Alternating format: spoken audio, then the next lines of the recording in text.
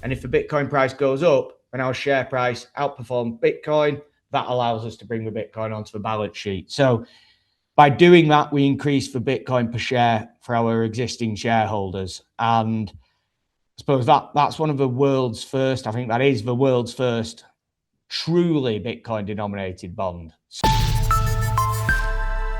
Hello, you're watching Proactive. I'm joined by Connecting Excellence CEO Scott Ellam. Scott, very good to speak with you again. You've just settled your first Bitcoin bond, adding 10 Bitcoin to the treasury. How does this fit into your strategy? So it increases shareholders' Bitcoin per share upon conversion, but this is one part of our strategy and one part of our business. So the business model is we have an operational executive recruitment company that's been making successful placements only recently.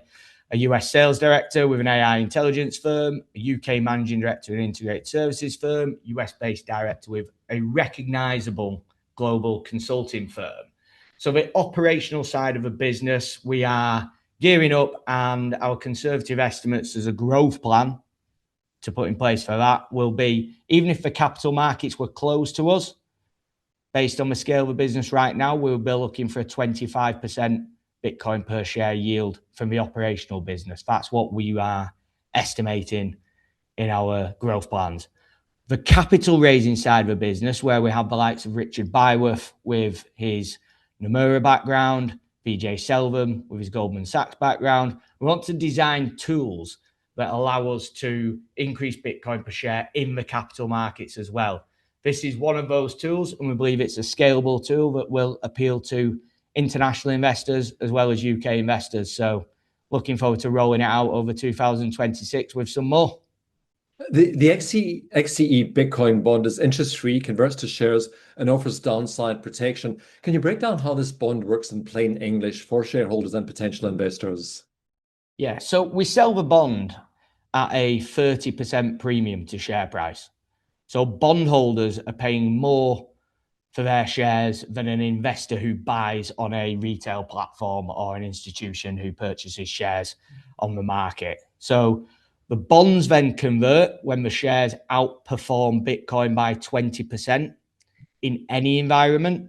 So the Bitcoin differentiator means that the conversion price tracks the changes in Bitcoin. So if I try and give you an example of that, if the conversion price is here, the Bitcoin price is here, then if Bitcoin stays flat, our share price needs to outperform Bitcoin. The Bitcoin comes onto the balance sheet.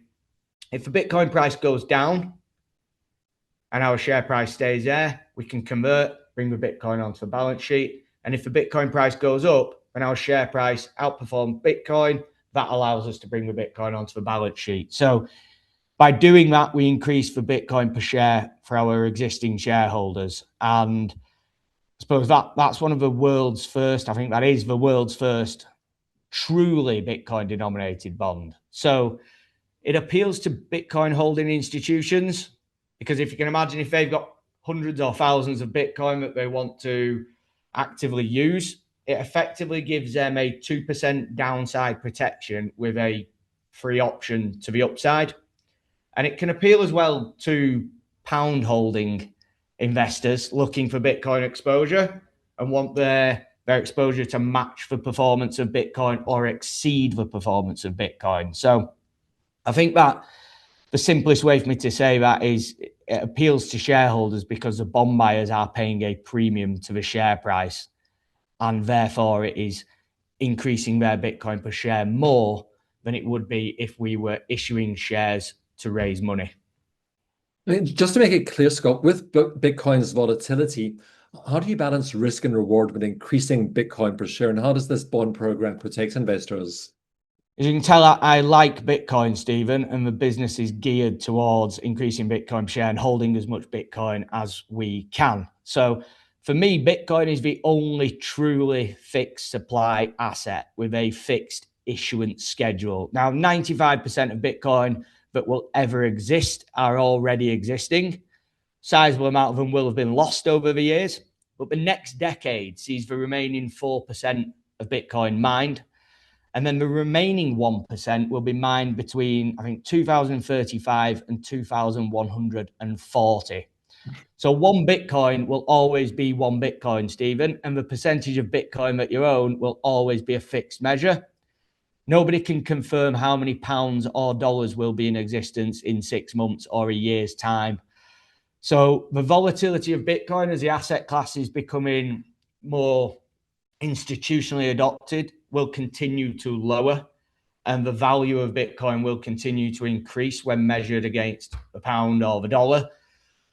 So, I mean, from a point of view of volatility, we're not looking at the short term, we're looking at the long term. And I think the World Economic Forum's happened this week. I think presidents have been discussing Bitcoin. Larry Fink from BlackRock can't stop talking about Bitcoin. He's got, I think it's their highest performing ETF within the group already. And then the central banking panel featured a great explanation of Bitcoin and an explanation of how that can develop into a neutral reserve asset with no issuer and not needing a trusted third party to decide on issuance in the future. So, yeah, we see the volatility dampening, and we're focused on increasing Bitcoin per share for our investors. Scott, looking ahead, what can we expect from XCE as 2026 progresses? We want to make more placements in our traditional operating business and continue connecting great people to great companies around the world. We want to use the talent attraction capabilities we have as a public company with a sizable Bitcoin balance sheet to attract high revenue generating staff into a business. So from that point of view, there is no other executive recruitment firm on the planet that wires its recruiters long-dated performance-based share options into operating growth, Bitcoin yield, and then what we believe over the next decade will also be 30% Bitcoin annual compounding growth rate. So we're focused on both aspects of the business. And on the capital market side, the opportunity for us to raise equity globally to increase Bitcoin per share is there, but also the ability to scale the Bitcoin denominated bond program throughout 2026 and be able to give shareholders a real, somewhat forward-looking ability to see our execution on those bonds and be able to know that, okay, when those bonds convert, the Bitcoin yield, I think, changes from 345.9% Bitcoin yield we've had since IPO. That first bond being executed shows that if that was to convert, our yield will increase to 426%. So we want to continue with the strong execution and continue building our investor base and continue driving operational revenues. Well, I hope you'll continue to keep us updated with your progress. Scott, thank you very much for your time today. See you soon. Scott Ellam, the CEO of Connecting Excellence.